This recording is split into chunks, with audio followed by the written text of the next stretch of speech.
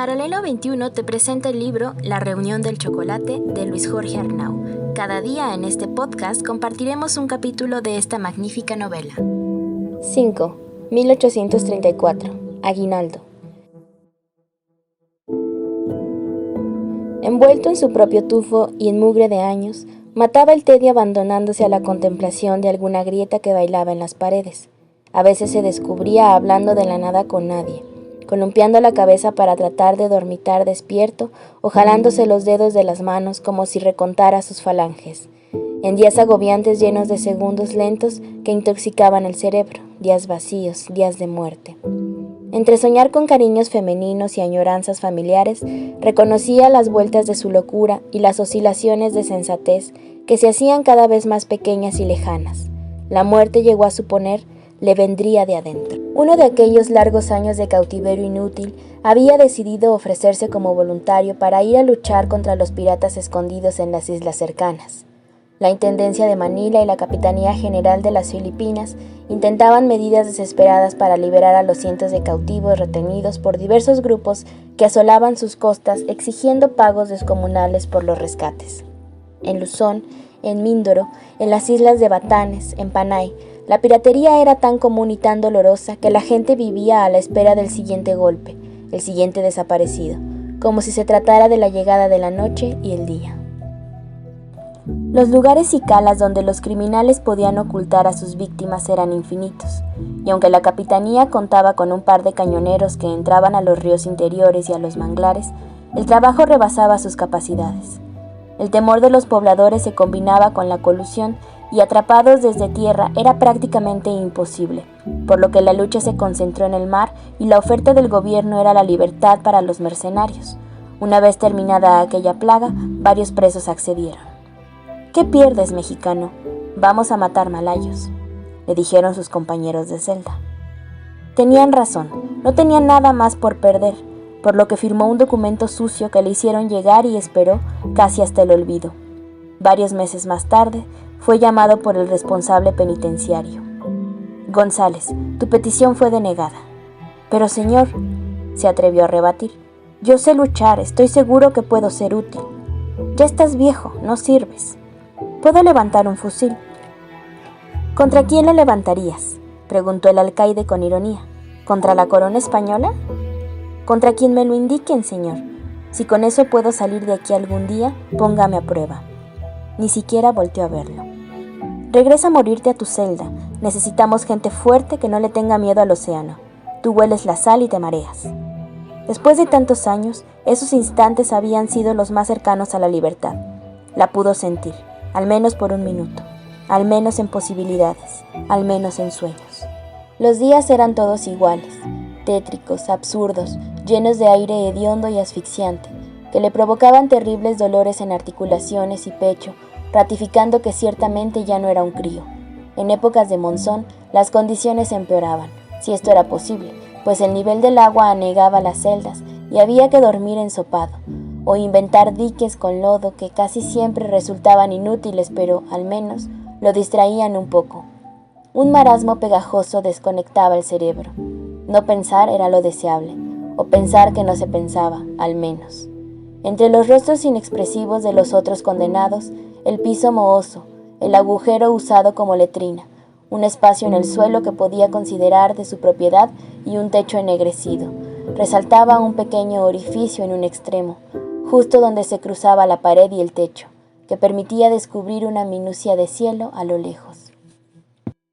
Aquella prisión tan parda, tan oscura, lo había inestabilizado contra el verde, contra el rojo, contra el amarillo que tanto gustaba a su abuelo, contra los magentas, el naranja, el ocre, no contra el azul, que lograba colarse desde el cielo y era apenas distinguible a través de esa mínima rendija por donde el calor del sol no lograba filtrarse, pero sí un brillo muy leve mostrando los innumerables tonos que el firmamento es capaz de adquirir a lo largo del día y la noche.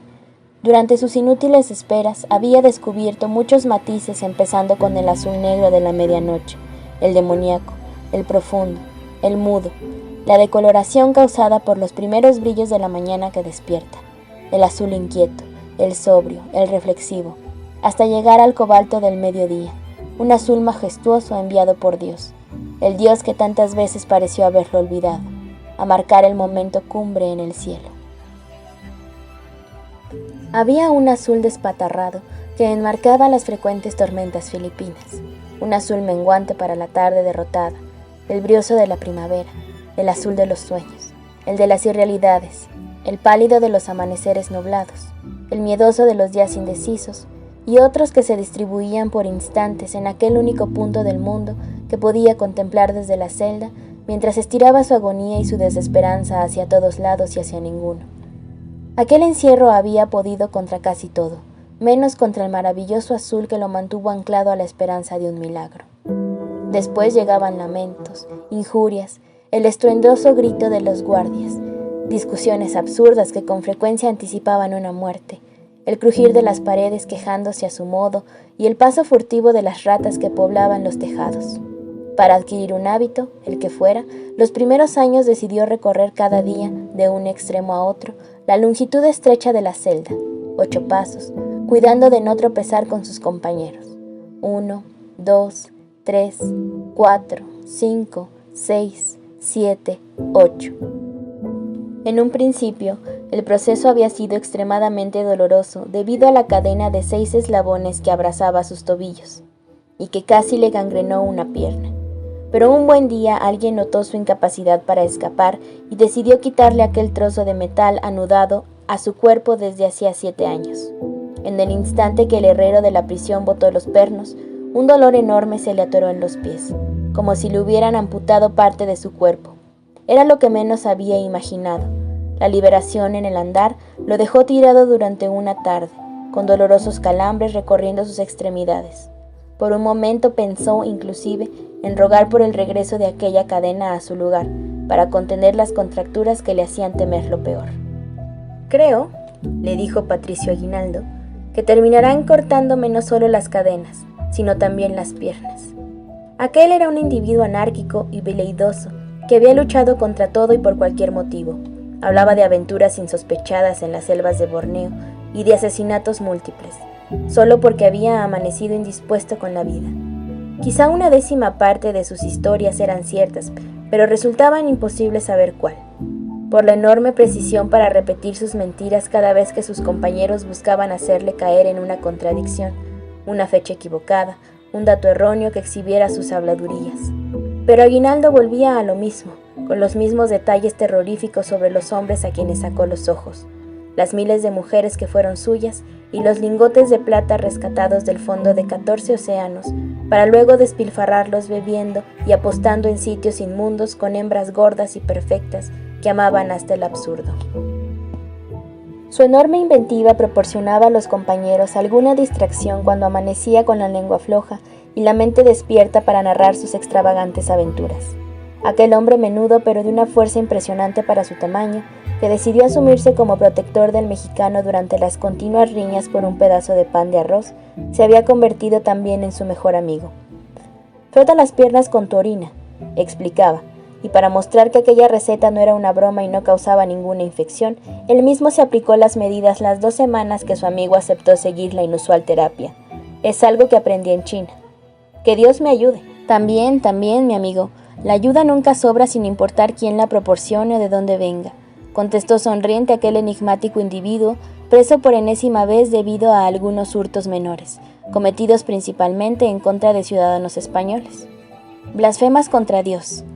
«Estamos a mano», rebatía cínicamente. «Él también blasfema contra mí a menudo». Aguinaldo gozaba de respeto entre los prisioneros. Poseía una extraña influencia con el gordo Cacarizo, que ostentaba el poder no oficial de uno de los clanes de la prisión, dirigiendo el tráfico de sustancias y las cuotas de poder que daban acceso a mejores alimentos y mujeres ocasionales que podían ser amadas en la penumbra de una esquina sin mayor privacidad, frente a los ojos hambrientos y los aullidos animales de los otros reclusos, el amparo tolerante de los guardias, quienes participaban del negocio. Nadie salía al patio, pero en los inmundos pasillos se vivía la ley de la selva, donde el rey era el gordo roganciano. Aquella relación otorgaba ciertos beneficios, pues el filipino pudo conseguirle una manta adicional y más de una vez una ración mayor de aquel caldo espantoso. «Conseguí unas hierbas para hacer unos empastes», le informó. Recuperarás la fuerza muy pronto y se te quitarán los dolores, pero estarás en deuda conmigo. Ya lo estoy desde hace tiempo, contestó resignado. Pero aún más, prosiguió sin perder aquella enigmática sonrisa que lo hacía verse a la vez simpático y temible. Con esta curación me deberás 4 vidas adicionales. Anótalo para cuando estés libre. Espero que eso suceda alguna vez. Pagaría con gusto. Y cuando salgas recuerda, ser bueno no deja nada, ser malo tampoco, pero el esfuerzo es menor. Las hierbas, los orines y el tiempo colaboraron en el proceso, pero aunque el paso de los meses recuperó una parte de sus movimientos, el daño ya estaba hecho. Cargaría eternamente la huella de su andar anclado. Aún así, caminaba en la mañana, caminaba en la tarde, caminaba antes de dormir hasta que los compañeros, desesperados de verlo girar 1000 veces, amenazaban con arrancarle las uñas de los dedos de los pies para dejarlo quieto en un rincón.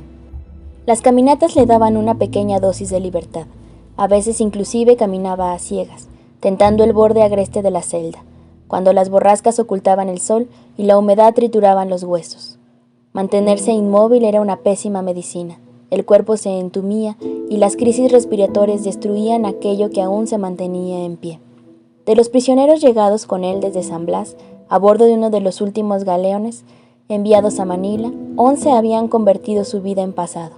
El último, Bernabé Sampinto, se cansó de esperar lo imposible y una tarde de malos olores y peores presentimientos, se abandonó al hambre sin más pretensiones que morirse, hasta que el corazón decidió que esa penitencia no tenía caso.